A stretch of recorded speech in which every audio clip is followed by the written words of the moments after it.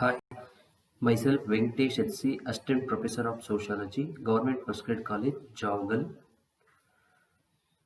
Today we shall discuss about first BA Sociology, first chapter, Chapter 1, Origin and Development of Sociology.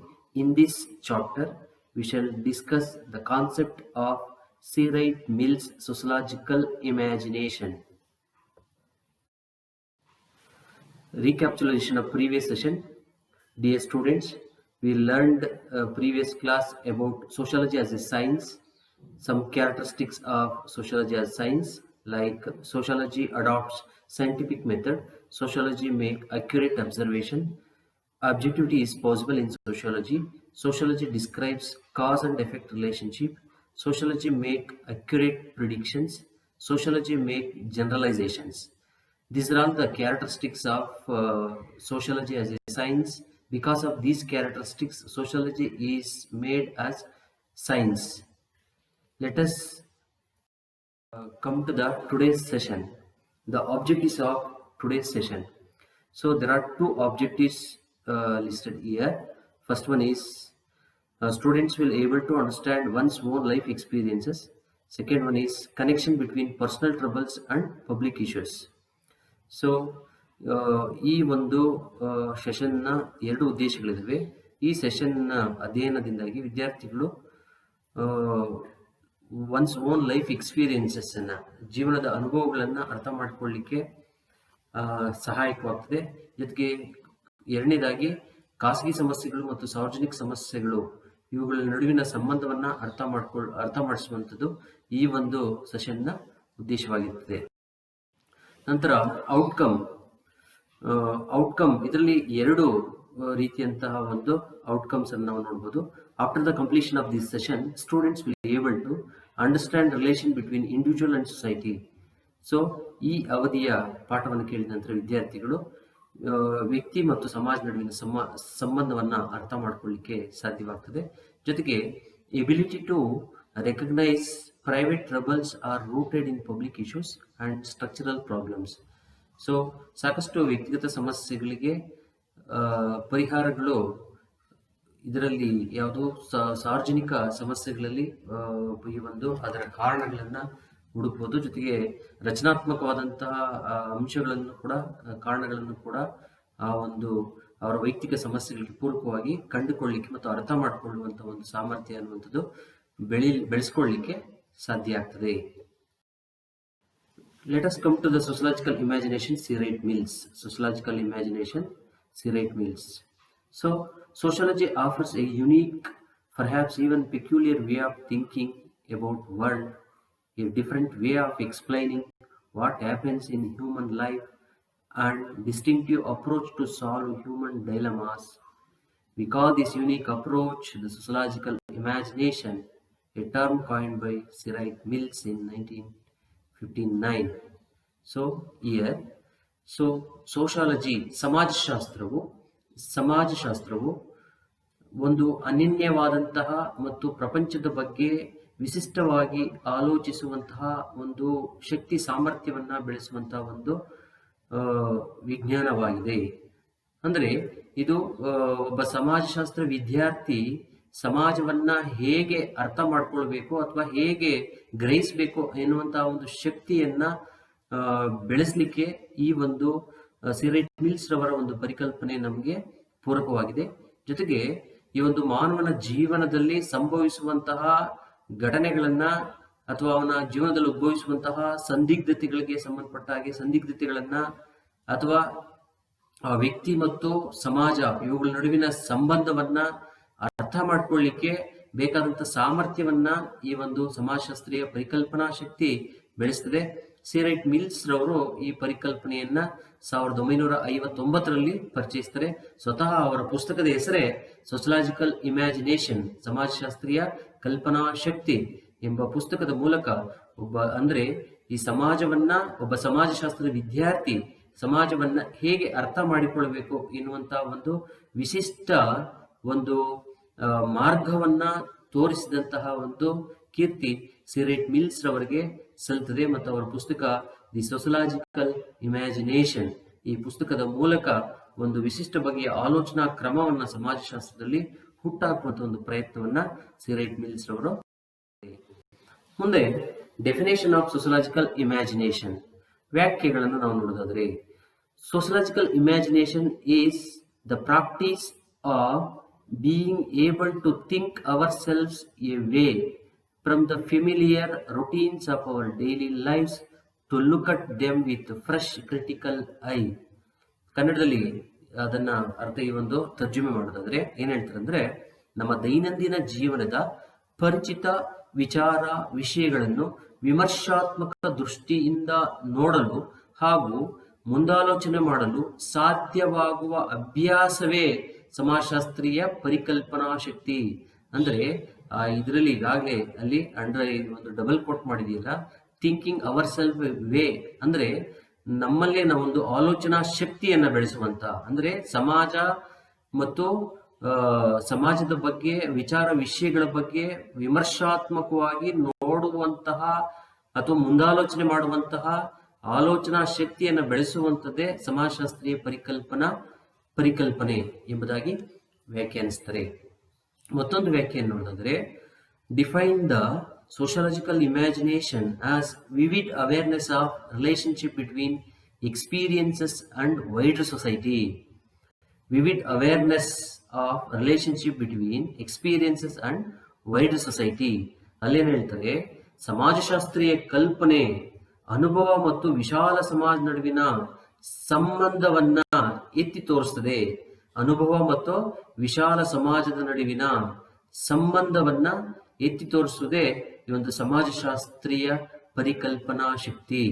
ಅವುಗಳನ್ನ ಅರ್ಥ ಮಾಡಿಕೊಳ್ಳುವಂಥದ್ದು, ಸಮಾಜ ಮತ್ತು ಅನುಭವ ಮತ್ತು ವಿಶಾಲ ಸಮಾಜದ ನಡುವಿನ ಸಂಬಂಧವನ್ನ ಅರ್ಥೈಸುವಂತೆ ಮಾಡುವುದೇ ಸಮಾಜಶಾಸ್ತ್ರೀಯ ಪರಿಕಲ್ಪನಾ ಶಕ್ತಿ.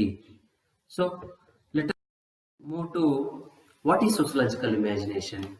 ಹಾಗಾದ್ರೆ ಸಮಾಜಶಾಸ್ತ್ರೀಯ ಕಲ್ಪನಾ ಶಕ್ತಿ ಅಂದ್ರೆ ಏನು? What is sociological imagination? So number one, sociological imagination is a method of thinking about the world. ಸಮಾಜದ ಬಗ್ಗೆ, ಪ್ರಪಂಚದ ಬಗ್ಗೆ ಆಲೋಚಿಸುವಂತಹ ಆಲೋಚನಾ ಕ್ರಮವನ್ನ ಬೆಳೆಸುವಂತಹ ಒಂದು ವಿಧಾನವಾಗಿದೆ. So the first point, sociological imagination is a method of thinking about world. ಪ್ರಪಂಚದ ಬಗ್ಗೆ ಯೋಚಿಸುವಂತಹ ಒಂದು ಕ್ರಮವಾಗಿದೆ ಎಂಬುದಾಗಿ ಹೇಳ್ತಾರೆ. Then second one is a method of thinking about both individuals and society by considering variety of sociological context. So ಇಲ್ಲಿ ಏನಪ್ಪಾ ಹೇಳ್ತಾರೆ ಅಂತಂದ್ರೆ, ವೈವಿಧ್ಯಮಯ ಸಾಮಾಜಿಕ ಸಂದರ್ಭಗಳನ್ನು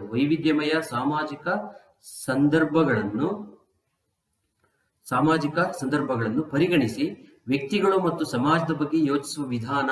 ವ್ಯಕ್ತಿಗಳು ಮತ್ತು ಸಮಾಜದ ಬಗ್ಗೆ ಯೋಚಿಸುವಂತಹ ವಿಧಾನ.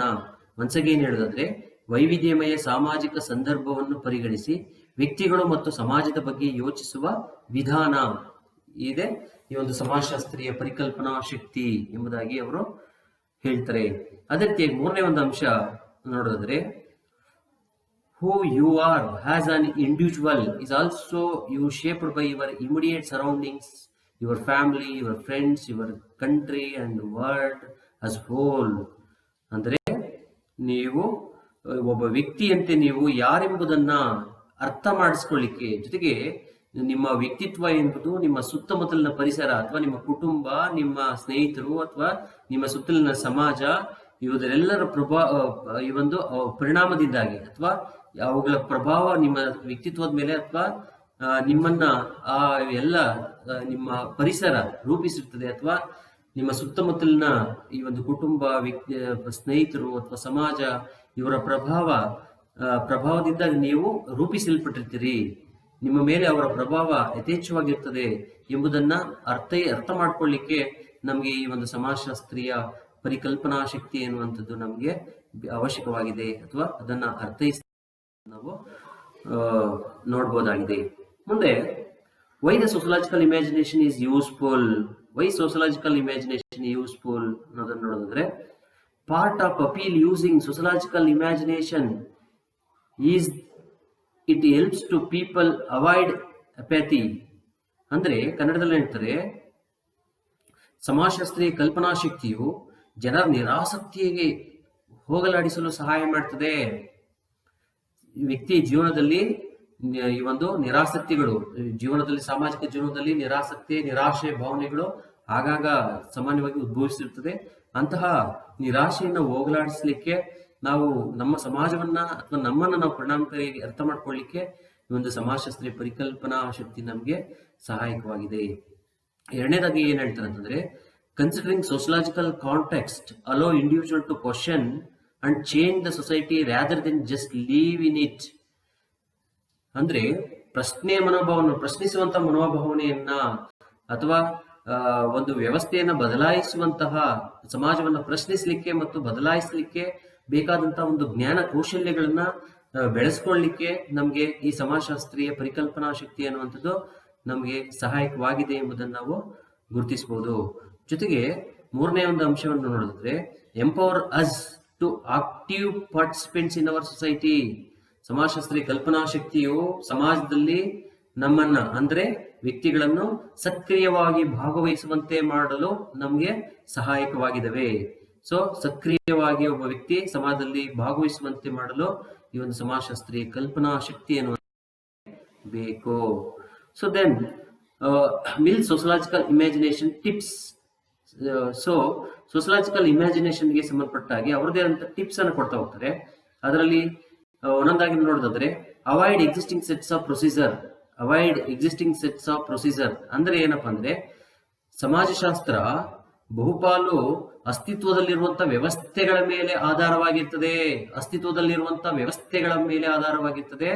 ಅಂತಹ ಸ್ಥಾಪಿತ ಮಾನದಂಡಗಳನ್ನು ಪ್ರಶ್ನಿಸುವಂತಹ ಮತ್ತು ಹೊಸ ಸಿದ್ಧಾಂತಗಳನ್ನ, ವಿಧಾನಗಳನ್ನ ಪರಿಚಯಿಸಬೇಕು. ಅಸ್ತಿತ್ವದಲ್ಲಿರುವಂತಹ ವ್ಯವಸ್ಥೆಯನ್ನ ಪ್ರಶ್ನಿಸುವಂತ ಒಂದು ಮನೋಭಾವನೆಯನ್ನ ರೂಪಿಸಿಕೊಳ್ಬೇಕು ಎಂಬುದಾಗಿ ಅವರು ಮೊದಲನೇ ಒಂದು ಟಿಪ್ಸ್ ಅನ್ನು ಅವರು ಹೇಳ್ತಾರೆ. ಎರಡನೇದಾಗಿ, ಬಿ ಕ್ಲಿಯರ್ ಅಂಡ್ ಕಾನ್ಶಿಯಸ್ನೆಸ್. ಸ್ಪಷ್ಟವಾಗಿರಿ ಮತ್ತು ಸಂಕ್ಷಿಪ್ತವಾಗಿರಿ.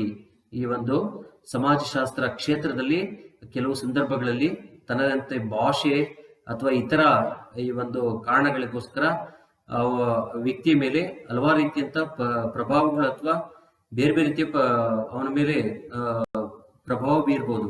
ಹಾಗಾಗಿ ಅವುಗಳಿಂದ ದೂರ ಇದ್ದು, ಸೊ ಮಿಲ್ಸ್ ಹೇಳೋ ಪ್ರಕಾರ ಸಾಧ್ಯವಾದಷ್ಟು ಸಮಾಜಶಾಸ್ತ್ರಜ್ಞರು ಸ್ಪಷ್ಟವಾಗಿರ್ಬೇಕು ಮತ್ತು ಈ ಒಂದು ಸಂಕ್ಷಿಪ್ತವಾದಂತಹ ಒಂದು ವಿಷಯಗಳ ಬಗ್ಗೆ ಅಥವಾ ಸಮಾಜವನ್ನ ಅರ್ಥ ಮಾಡ್ಕೊಳ್ಳಿಕ್ಕೆ ಸಂಬಂಧಪಟ್ಟಾಗಿ ಘಟನೆಗಳ ಬಗ್ಗೆ ಅವರಿಗೆ ತನ್ನದೇ ಅಂತ ಒಂದು ಧೋರಣೆಗಳನ್ನ ಬೆಳೆಸ್ಕೊಂಡಿರ್ಬೇಕು. ಭಾಷೆ ನಮ್ಮನ್ನ ದಾರಿ ತಪ್ಪಿಸುವಂತ ಒಂದು ಕೆಲವು ಸಂದರ್ಭಗಳಲ್ಲಿ ಆಗ್ತದೆ ಅನ್ನುವಂಥ ಕಾರಣಕ್ಕೋಸ್ಕರ ಅವರು ಸ್ಪಷ್ಟವಾಗಿರಿ ಮತ್ತು ಸಂಕ್ಷಿಪ್ತವಾಗಿರಿ ಎಂಬುದಾಗಿ ಅವರು ಪ್ರತಿಪಾದಿಸ್ತಾರೆ. ಅದೇ ರೀತಿಯಾಗಿ ನೋಡೋದಾದ್ರೆ, observe social structure as well as milieu. ಅಂದ್ರೆ ಸಾಮಾಜಿಕ ರಚನೆ ಮತ್ತು ವೈಯಕ್ತಿಕ ಕಾರ್ಯಗಳಿಗೆ ಸಂಬಂಧಪಟ್ಟಾಗೆ ಅವರು ವಿವರಿಸ್ತಾ ಅವರು ಅದನ್ನ ಮಿಲಿಯೋ ಅಂತ ಕರೀತಾರೆ. ಸಾಮಾಜಿಕ ರಚನೆ ಮತ್ತು ವೈಯಕ್ತಿಕ ಕಾರ್ಯಗಳನ್ನ ವಿವರಿಸುವ ಸಂದರ್ಭದಲ್ಲಿ ಅವರು ಮಿಲಿಯೋ ಎಂಬುದಾಗಿ ಎಂಬ ಪರಿಕಲ್ಪನೆಯನ್ನು ಅವರು ಪರಿಚಯಿಸ್ತಾರೆ. ಅಂದ್ರೆ ಅವ್ರು ಹೇಳೋ ಪ್ರಕಾರ ಇವೆಲ್ಲವೂ ಕೂಡ ಸಮಾಜದಲ್ಲಿ ರಚನೆ ಮತ್ತು ಕಾರ್ಯಗಳು ಪರಸ್ಪರ ಸಂಬಂಧ ಹೊಂದಿದವೆ. ಅವುಗಳನ್ನ ಅರ್ಥ ಮಾಡಿಕೊಳ್ಬೇಕು. ಹಾಗೆ ಅವುಗಳಿಂದ ಅರ್ಥ ಮಾಡ್ಕೊಳ್ಳೋದ್ರಿಂದಾಗಿ ನಾವು ಸರಿಯಾಗಿ ಸಮಾಜವನ್ನ ಅರ್ಥ ಮಾಡ್ಕೊಳ್ಳಿಕ್ಕೆ ಸಾಧ್ಯ ಆಗ್ತದೆ ಎಂಬುದಾಗಿ ಅವರು ಪ್ರತಿಪಾದಿಸ್ತಾರೆ. ಸೊ ಅದೇ ರೀತಿಯಾಗಿ always consider humanity and history. ಮಾನವೀಯತೆ ಮತ್ತು ಇತಿಹಾಸವನ್ನ ಪರಿಗಣಿಸಿ ಎಂಬುದಾಗಿ ಅವರು ಮತ್ತೊಂದು ಸಲಹೆಯನ್ನ ಕೊಡ್ತಾರೆ. ಅದೇ ರೀತಿಯಾಗಿ understand humanity as A historical and social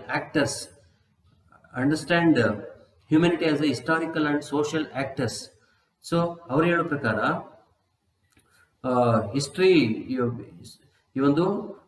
ಅವ್ರು ಹೇಳೋ ಪ್ರಕಾರ ಸಮಾಜಶಾಸ್ತ್ರ ಬಹುಪಾಲು ಮಾನವೀಯತೆ ಮತ್ತು ಇತಿಹಾಸ ಎರಡನ್ನು ಕೂಡ ಪ್ರತಿಪಾದಿಸುತ್ತದೆ. ಮಾನವೀಯತೆ ಮತ್ತು ಇತಿಹಾಸ ಇವೆರಡರ ಮೇಲೆ ಆಧಾರವಾಗಿದೆ ಅಥವಾ ಅದರ ಆಧಾರದ ಮೇಲೆ ಇದು ನಿಂತಿದೆ. ಹಾಗಾಗಿ ಈ ಒಂದು ಮಾನವನ ಅನುಭವವನ್ನು ವೈಯಕ್ತಿಕ ಮತ್ತು ಸಾಮಾಜಿಕ ಮಟ್ಟದಲ್ಲಿ ಹಾಗೆ ನಿರ್ದಿಷ್ಟ ಸನ್ನಿವೇಶದಲ್ಲಿ ನೋಡುವಂತಹ ಭಾವನೆಯನ್ನು ಬೆಳೆಸ್ಕೊಳ್ಬೇಕು. So understand humanity and history, ಮಾನವೀಯತೆ ಮತ್ತು ಐತಿಹಾಸಿಕ ಹಿನ್ನೆಲೆಯನ್ನು ಪರಿಗಣಿಸಿ ಅಂತೇಳಿ ಹೇಳ್ತಾರೆ. ಜೊತೆಗೆ one of the Mills biggest point was that an individual problem is often also societal problem.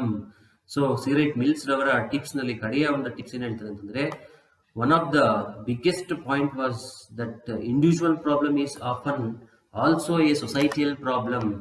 ವೈಯಕ್ತಿಕವಾದಂತಹ ಎಷ್ಟೋ ಸಂದರ್ಭದಲ್ಲಿ ಎಷ್ಟೋ ವೈಯಕ್ತಿಕವಾದಂತಹ ಖಾಸಗಿಯಾದಂತಹ ಸಮಸ್ಯೆಗಳು ಸಾರ್ವಜನಿಕ ಸಮಸ್ಯೆಗಳು ಕೂಡ ಆಗಿರ್ತವೆ ಅಥವಾ ಸಮಾಜದ ಸಮಸ್ಯೆಗಳು ಕೂಡ ಆಗಿರ್ತವೆ ಅನ್ನುವಂಥದ್ದನ್ನ ನಾವು ಗಮನಿಸಬಹುದು. ಮುಂದೆ ಅದನ್ನ ಉದಾಹರಣೆ ಸಮೇತ ನಾವು ಅದನ್ನು ವಿವರಿಸ್ತಾ ಹೋಗ್ಬೋದು. ಉದಾಹರಣೆಗೆ ಒಬ್ಬ ವ್ಯಕ್ತಿಯ ಜೀವನದಲ್ಲಿ ನಿರುದ್ಯೋಗ ಅನ್ನುವಂಥದ್ದಿದ್ರೆ ಅದು ನಿರುದ್ಯೋಗ ಕೇವಲ ವ್ಯಕ್ತಿಗೆ ಮಾತ್ರ ಸೀಮಿತವಾಗಿಲ್ಲ, ನಾವು ಸಮಾಜದಲ್ಲಿ ಕೂಡ ಹಲವಾರು ನಿರುದ್ಯೋಗಿಗಳನ್ನ, ಲಕ್ಷಾಂತರ ನಿರುದ್ಯೋಗಿಗಳನ್ನ ಕೆಲವು ಸಂದರ್ಭದಲ್ಲಿ ಗುರುತಿಸಬಹುದು.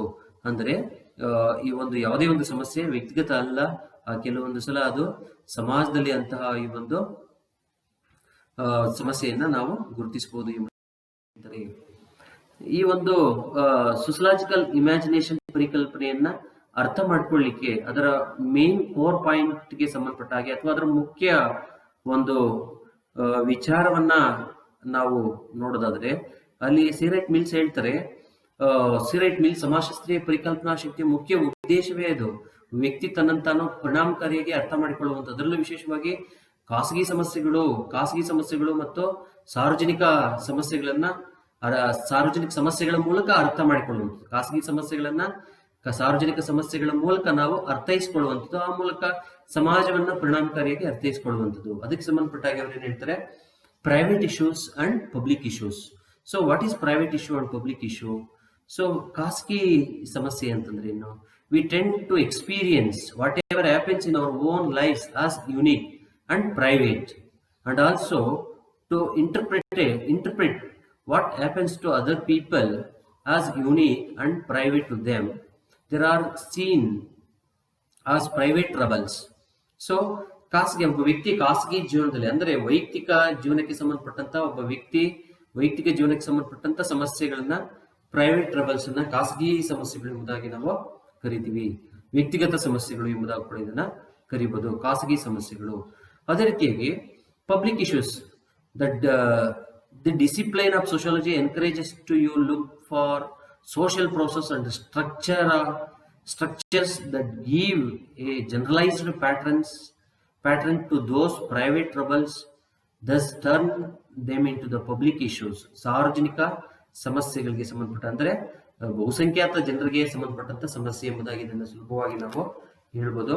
ಬಹುಸಂಖ್ಯಾತ ಜನರಿಂದ ಸಮಸ್ಯೆ ಅದು ಬಾಧಿತವಾಗಿದ್ರೆ ಅಥವಾ ಸಮಾಜದ ಸಾಕಷ್ಟು ಜನ ಆ ಸಮಸ್ಯೆಯನ್ನು ಎದುರಿಸ್ತಾ ಇದ್ರೆ ಅದನ್ನ ಪಬ್ಲಿಕ್ ಇಶ್ಯೂ ಅಥವಾ ಸಾರ್ವಜನಿಕ ಜೀವನಕ್ಕೆ ಅಥವಾ ಸಾರ್ವಜನಿಕರಿಗೆ ಸಂಬಂಧಿಸಿದಂತ ಸಮಸ್ಯೆಯನ್ನ ನಾವು ಸಾರ್ವಜನಿಕ ಸಮಸ್ಯೆ ಎಂಬುದಾಗಿ ಕರೀಬಹುದು.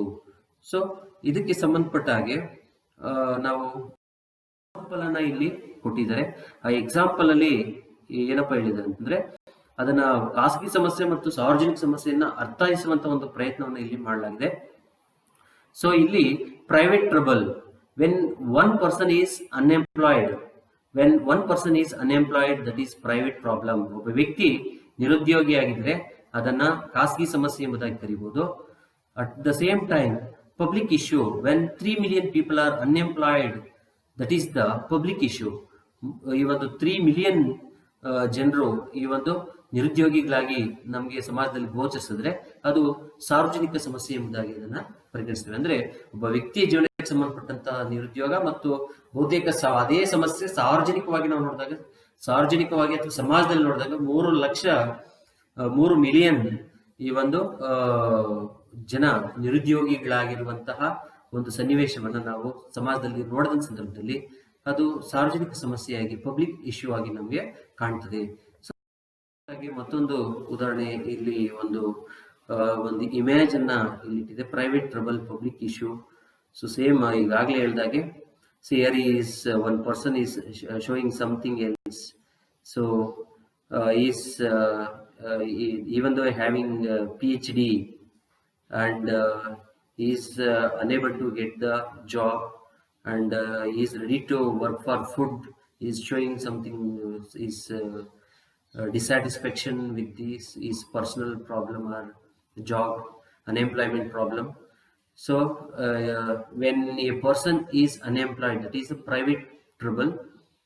At the same time, public issue, when 3 million people are unemployed, 3 million people are unemployed, that is the public issue.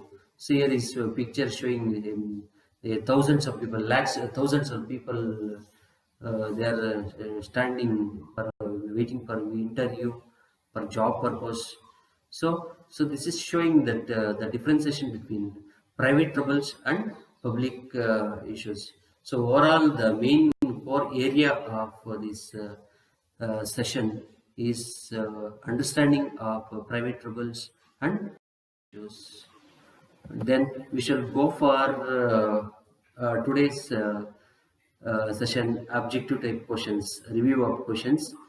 The first question is, the first one, C. Wright Mills is known for his contribution of dash to the field of sociology.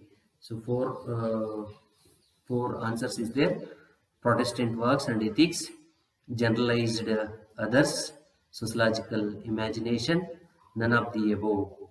So once again, C. Wright Mills is known for his contribution of dash to the field of sociology.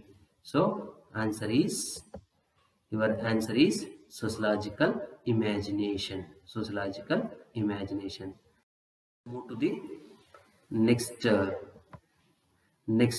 question, which is sociological imagination is dash. So understanding our own life from larger historical perspective. B. The ability to connect personal troubles with the public issues of social structure. C. Treating individuals' life as unique and independent. D. Both A and B. So answer is both A and B. Understand our own life from larger historical perspective. And second one is ability to connect personal troubles with the public issues of social structure. So we shall move to next question.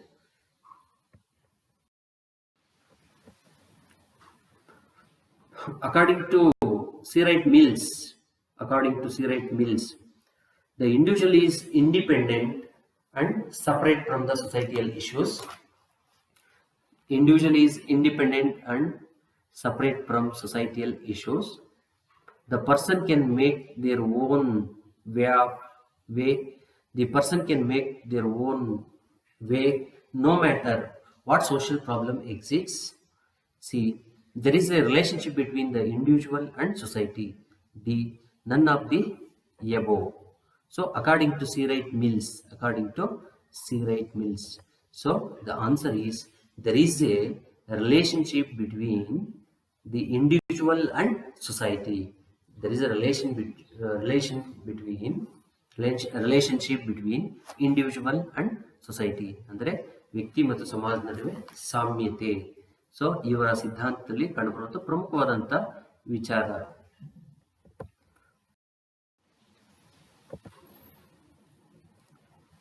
C. Wright Mills called dash as the ability to see the impact of social force on individuals.